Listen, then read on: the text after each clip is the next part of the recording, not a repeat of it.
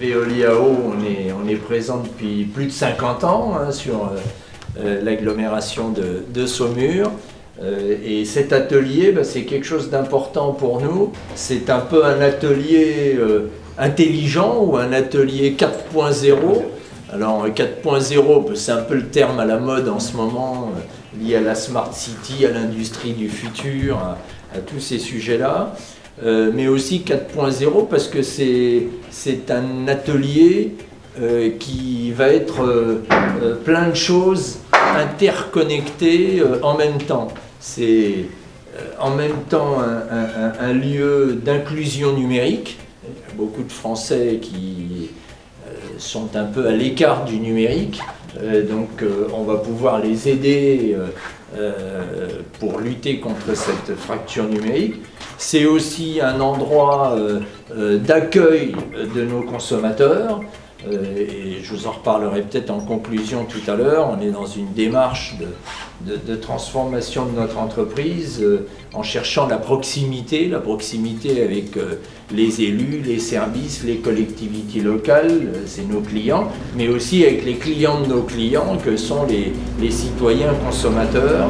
Donc on cherche à avoir une relation avec eux qui soit à la fois digitale et humaine.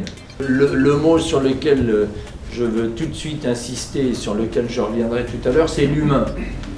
C'est l'humain qui est au cœur de tout ça, de tout ce qu'on est en train d'essayer de faire dans l'entreprise, dans la manière que l'on pousse dans le travail avec les collectivités locales, dans la manière dont on veut être au plus proche des consommateurs.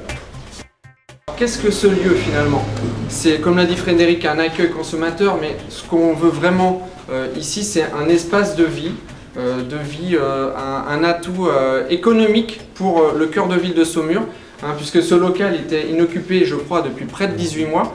Donc finalement, quand on est arrivé avec notre projet il y a 2-3 mois, qu'on construit avec Rénal Verquin, que je remercie d'ailleurs, et bien finalement, c'était un peu le saut dans le vide, parce que c'est une vraie innovation en France d'ouvrir. C'est vraiment le premier accueil de ce type-là que l'on crée sur une ville de taille moyenne, sur Saumur, mais aussi qui va bénéficier aux communes périphériques, c'est-à-dire sur l'ensemble de l'agglomération de Saumur. C'est une transformation qui se fait à la fois au niveau du territoire. Les villes par elles-mêmes sont en train de changer. Il y a une appropriation citoyenne. Je dirais que le citoyen, l'humain reste une personne, mais cette personne, ce n'est pas uniquement le numérique, l'apanage des grandes métropoles et des grandes villes.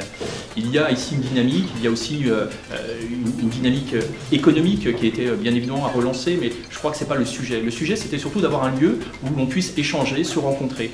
Parce que la force, pour situer, ce n'est pas en étant seul, on va très vite, assurément, c'est ce qu'on a essayé de faire ici en resserrant la chaîne de valeur et d'aller très vite dans la construction du projet, mais surtout à plusieurs, on va plus loin.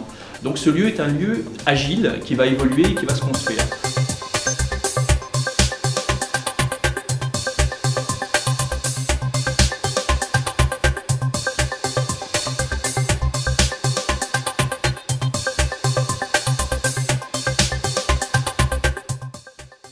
Je suis lauréat du concours Challenge Cadeau, remporté avec la participation de Veolia, mon sponsor. Et je suis spécialisé dans l'informatique, dans les nouvelles technologies, donc essentiellement dans les développements d'applications web. Et j'ai mis en place l'application Playac, qui permet d'améliorer les services rendus aux estivants. Et cette application leur permet de se faire livrer sur la plage, donc à même la serviette, quel que soit l'endroit où elle se trouve. Et donc l'intérêt de travailler en partenariat avec Veolia sur ce projet, c'est que je vais pouvoir réaliser des tests en grandeur nature, permettant de valider le marché, et ensuite pouvoir diffuser cette application sur toutes les plages de France pour démarrer, et peut-être hors de nos frontières.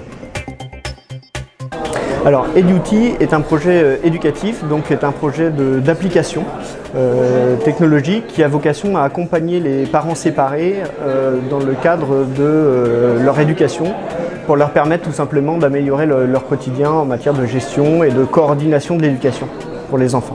L'application a effectivement deux volets, une première qui est 100% éducative, donc l'idée c'est de permettre aux parents de s'accorder sur un certain nombre de valeurs, un certain nombre de règles en fait qu'ils souhaitent transmettre à leurs enfants, malgré le fait qu'ils soient séparés, et de pouvoir les suivre. Donc à travers ça, l'enjeu est majeur, puisque l'enjeu est d'assurer en fin de compte l'équilibre éducatif de l'enfant et de fait, effectivement, son bien-être. Donc ça, c'est, je dirais, le premier volet de l'application. Et le deuxième, comme vous le disiez, est beaucoup plus logistique et pratique.